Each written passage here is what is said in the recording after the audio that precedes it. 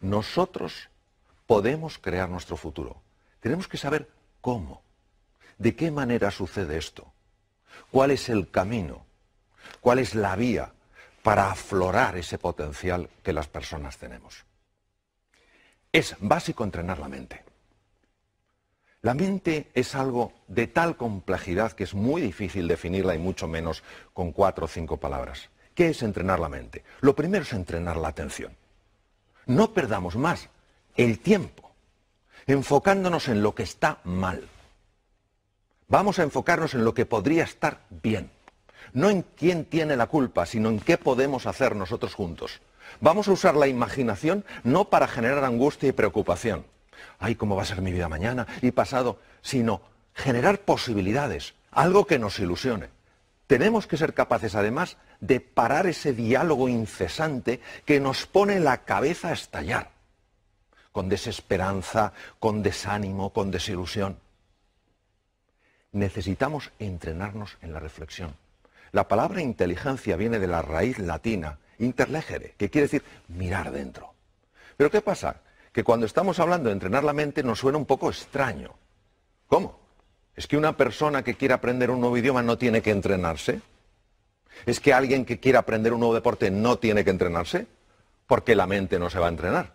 Necesitamos entrenarnos en fortaleza mental y en fortaleza emocional. Porque el mundo en el que estamos es un mundo complejo e incierto. Pero una cosa es la complejidad y la incertidumbre y otra es la desorientación. No podemos estar además desorientados. ¿Cómo nos orientamos? A través del entrenamiento mental. La creatividad es básica, todos lo sabemos. ¿Por qué es tan importante la creatividad? Porque es la que te permite aprovechar las posibilidades que la realidad te ofrece para crear un campo de juego que te abra nuevas oportunidades. ¿Pero qué nos pasa? Nos pasa que cuando pensamos en la creatividad pensamos que para ser creativo hay que haber pasado por la universidad, hay que tener 27 másters, etc. Eso no es verdad. La creatividad es consustancial con el ser humano, está en cada uno de nosotros. No hay un solo ser humano que no sea creativo. Lo que pasa es que muchos que sí creen que no son creativos. Y entonces no crean nada novedoso porque ellos no creen que en su interior hay ese potencial. La clave para la creatividad es la pasión.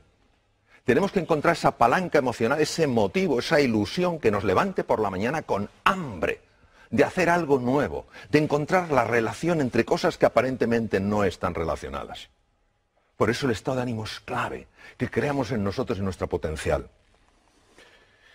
Hay que buscar los recursos emocionales. A ver, si somos honestos con nosotros mismos y empezamos a pensar con calado y con hondura, ¿por qué no hemos conseguido ciertas cosas en la vida? Nos daremos cuenta que la mayor parte de las veces no ha sido por falta de conocimientos o falta de erudición, sino porque nos ha faltado pasión, o nos ha faltado compromiso, o nos ha faltado determinación, o nos ha faltado autoconfianza. ¿Qué es buscar esos recursos emocionales? Es en ese abanico de colores irte a tu pasado y decir, vamos a ver, ¿cuándo en mi vida he tenido realmente coraje? Y seguro que encuentras un momento en tu vida en el que hayas sido valiente y audaz. Tienes que traerlo ahora, tienes que recordar quién eres, porque se nos olvida la grandeza que hay en nuestro interior. Inventar el futuro. La forma en la que creamos nuevas realidades es absurda. Consultamos al pasado y le decimos, pasado, yo he podido hacer esto, y el pasado dice, no, pues entonces no podré. ¿Pero qué es eso? ¿Pero qué es eso? ¿Cómo va el pasado a determinar nuestro futuro? Es al revés, ¿cómo hay que hacerlo? Hay que crear esa idea que nos apasione, que nos ilusione, que tire de nosotros y a partir del futuro empezar a construir hacia el presente. Para llegar allí, ¿qué tengo que hacer primero? Pues tengo que hacer esto. Y para hacer esto, ¿qué tengo que hacer esto? Pum, pum, pum. Es que es radicalmente distinto, pero lo hacemos al revés. ¿Vamos del pasado al futuro? No, señor. El pasado no tiene por qué predecir tu futuro. Para nada. Está muy bien que te informe, por supuesto, pero que no te determine. Emociones aflictivas. ¿Qué es una emoción aflictiva? Una emoción aflictiva es aquella que no te da nada valioso. Por ejemplo, si yo me encuentro con un tigre, es lógico que sienta miedo, y es muy bueno que sienta miedo porque eso me da opciones de supervivencia. Pero si yo estoy en este estudio contigo, en un entorno agradable y acogedor, y tengo miedo, eso me paraliza, no me da nada.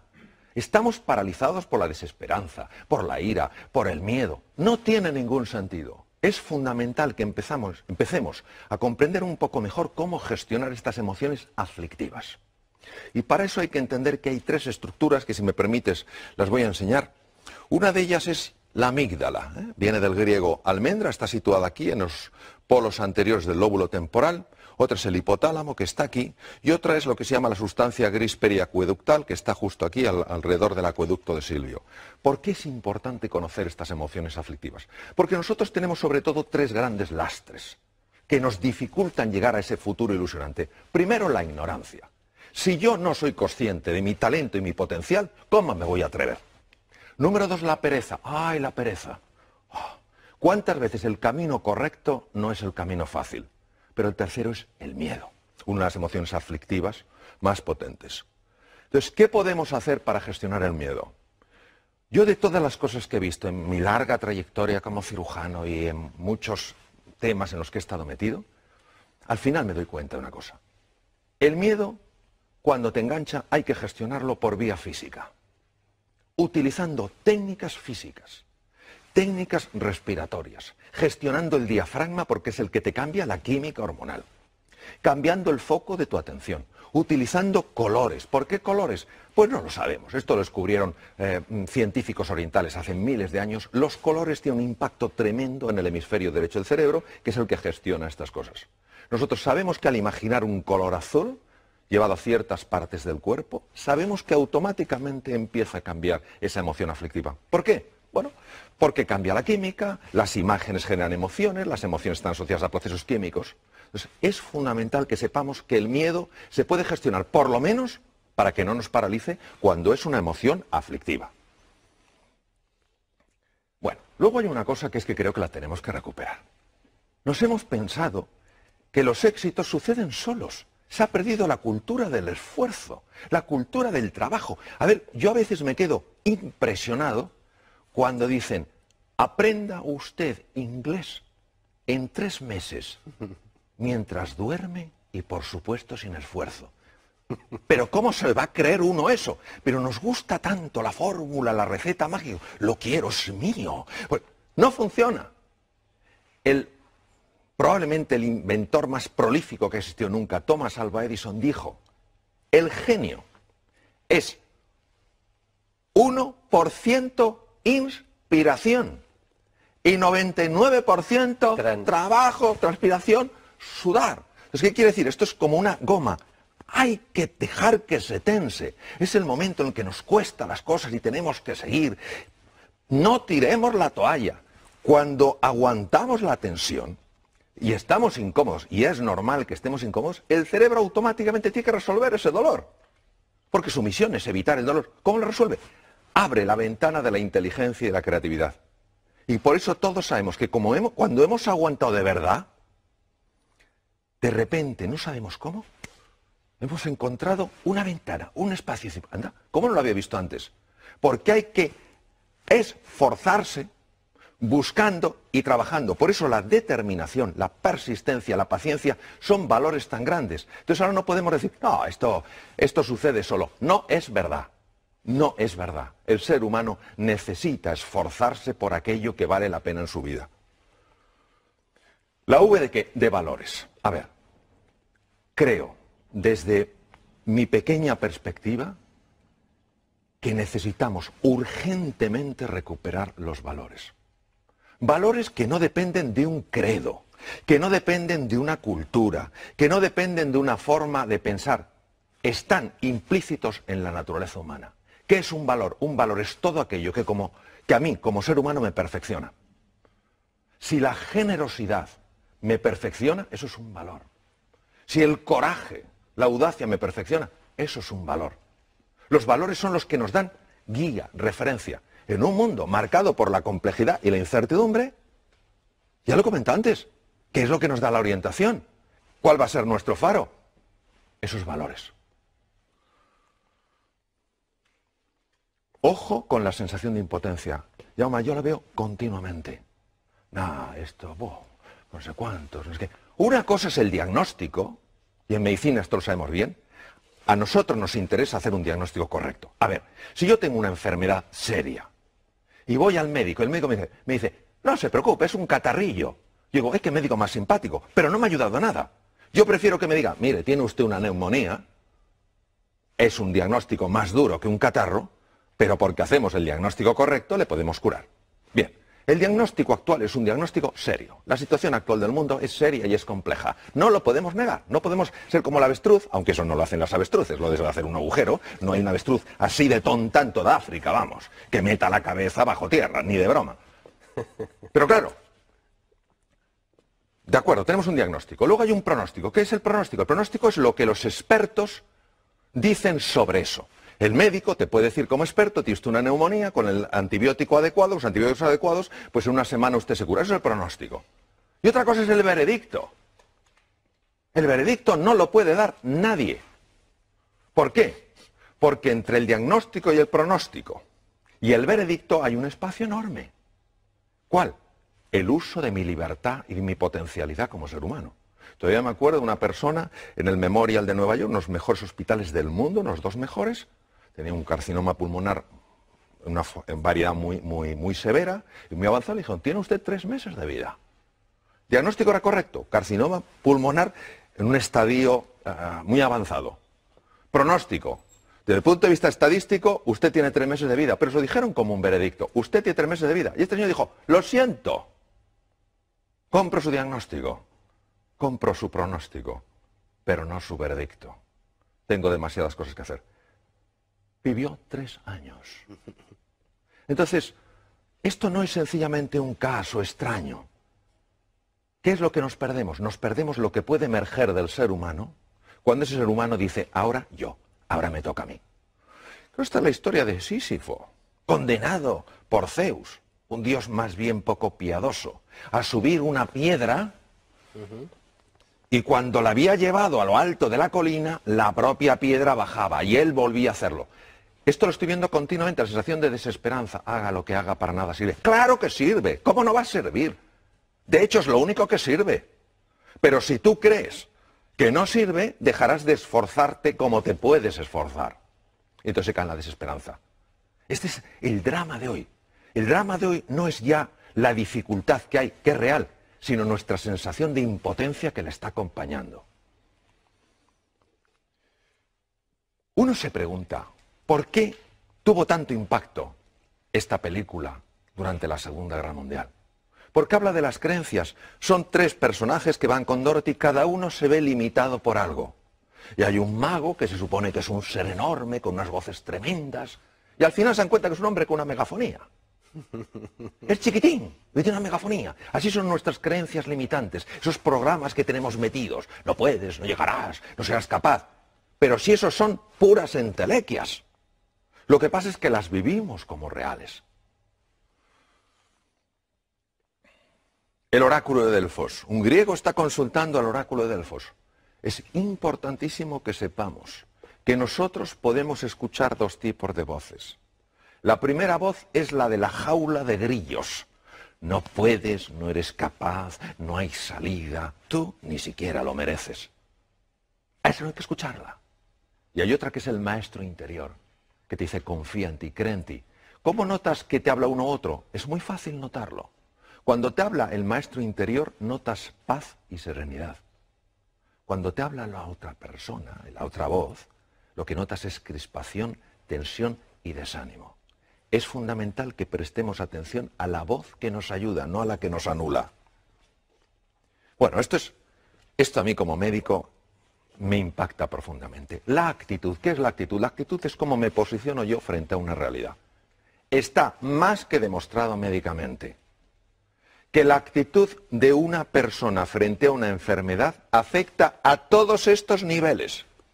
Los linfocitos, ¿qué son linfocitos? Células que atacan bacterias, virus, tumores. Células fagocíticas, los fagocitos, lo mismo, los engloban de otra manera. Macrófagos, son el servicio de limpieza del organismo.